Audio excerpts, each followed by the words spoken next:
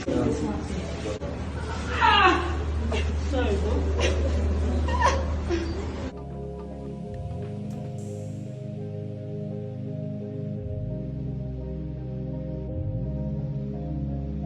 Hi guys, and welcome back again to my YouTube channel. My name is Z.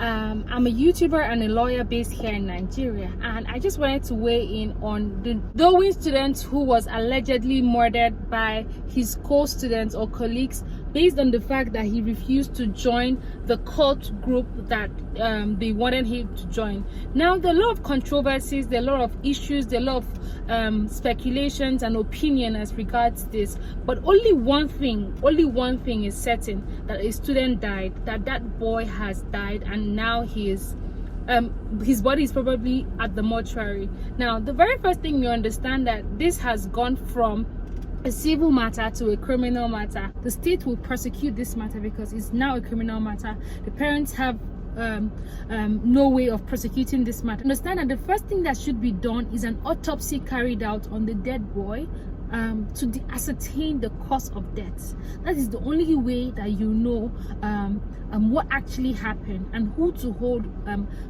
culpable for this. You understand that with minors, there are things that they can't be held culpable for depending on the age at the time of the commission of the offense. Then you understand that there are certain things that have to be factored in. But the very first thing is to conclude, to start and conclude investigation, because the crux of the matter now is that the police has to swing into action. The very first thing you want to do is resolve every issue that will come up even on appeal. Now it is just a war of words, the words of the boy against that of the school management, who have come out to say that nothing of that sort happened, that the boy was only playing a football game and fell and then had like a hip dislocation or something. But if you saw the video, you will notice that that child was in so much pain. His mouth was, there are a lot of issues. Now you understand that every issue in a criminal trial has to be resolved beyond every reasonable doubt. Just today, the Court of Appeal overturned the judgment of the High Court that sentenced that prophet to life imprisonment for the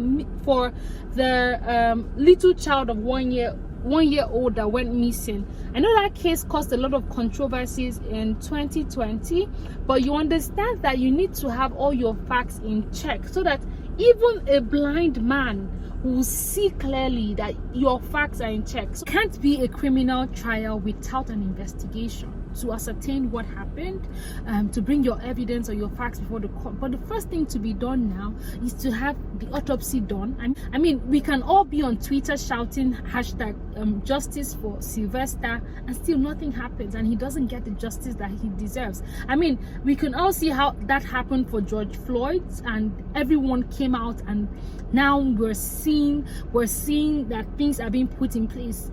This is hardcore bullying. This is hardcore bullying in its extreme form, and these things happen. I don't know, we can't close our eyes to these things. Bullying in secondary schools, in universities, are things that happen. It's only saddening. This particular case is only saddening because, I mean, the reason for this particular one was because he refused, in quotes, to join a cult. Tells us the level of decadence we already have in our minors, our children who haven't even gone to the university. So if children in secondary school are able to initiate people into cults at secondary school, what becomes of the future? But that's not where we're going to. We're talking about the culpability and otherwise of this particular scenario, and everything that has to do with it as to getting trial and getting justice for this boy.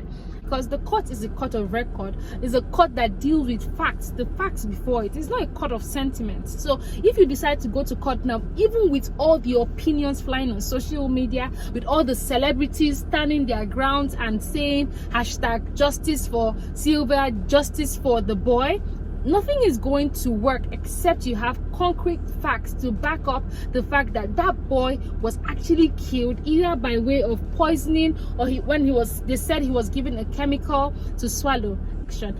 Investigation also means suspending whatever activities go on in that school, and also remanding the minors who have been alleged to be the perpetrators of such crime in a juvenile home.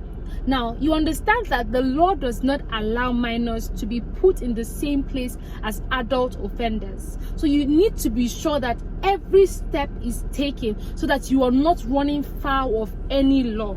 The school could actually even be, the school as of now is a crime scene and should be sealed off, because you don't want people tampering with evidence. That school should not even, the gate should be shut, everything shut, because that is a crime scene and it should not be tampered with. First thing, get your autopsy right to determine the cause of death of that child. It is only an autopsy at this point that would determine and solve all issues, because for now all we have is the boy said, what the boy said on deathbed, and what the children said versus what the school management is saying. Now, I know that nobody would lie on his or her dying bed, but at the same time, the court of law is a court of record. You have to have concrete facts to be able to prove it, and a criminal trial is one that deals with facts and evidence before the court. If you are not able to prove that these children did this thing beyond every reasonable doubt, if you run foul of the procedure to take when doing things, that would also be a ground for appeal. Jettison public opinion now. Do not take laws into your hands. From what we see in most criminal cases and even the movies we watch, you understand that sometimes the accused persons, the first accused persons, are not even the people who committed it. So we might all now be saying the children did this, the children, we might not even know. The truth is bound to happen. I'm sure this school has a CCTV camera somewhere. That is why I say that it is a crime scene and should be sealed off so that people do not tamper with the evidence. Now, if it's a school that has a CCTV camera, the police should be able to get all that into the as exhibits before the courts, so you see everything. If you let this thing linger and you're on social media clamoring for justice for this person, trust me, at the end of the day, you have your evidence or exhibits tampered with and you cannot use it. But first, my advice to the parents will be, one, submit this case to the police so that the police swings into action, does an autopsy to determine the cause of death. Because as at now on social media, all we have is a war of words. Who did this? They did this. They didn't do this. They did that. So I mean, we all want justice for this person, but I do want to see justice done, and justice completely done. Because I mean, this one now that the Court of Appeal has overturned, you don't want that situation, right? Because the Court of Appeal overturned that judgment because they said the evidence adduced at the trial court was not sufficient to prove, or it was not sufficient to convict the accused person. And I tell you, in criminal cases, your evidence has to be so compelling, beyond every reasonable doubt, that this person did it. So you want to be able to ascertain everything from the interim, from the very beginning, from the trial court. This is a very sentimental issue, but at the same time, you need to get your facts right from the beginning. So my name is Jane. Until I come your way next time, it is Z on Demand. Ensure to subscribe, like this video, and also you could share so that it gets to the parents of the boy. And my heart goes out to the parents. I know I cannot relate to what you're feeling right now, but I pray that God sends you peace that passeth all understanding, and that you know that no, time doesn't heal wounds that has to do with grief. All time does is just to dress the wound. Forever you will feel the burnt of this pain. Your heart will keep aching. You will remember your child. You will see people's children running around and you'll be like, oh, only if he was here, or what? And that is it. Time doesn't heal any wound. Time just dresses the wounds. So you have to be brave enough to understand it, and please accept my dearest condolence.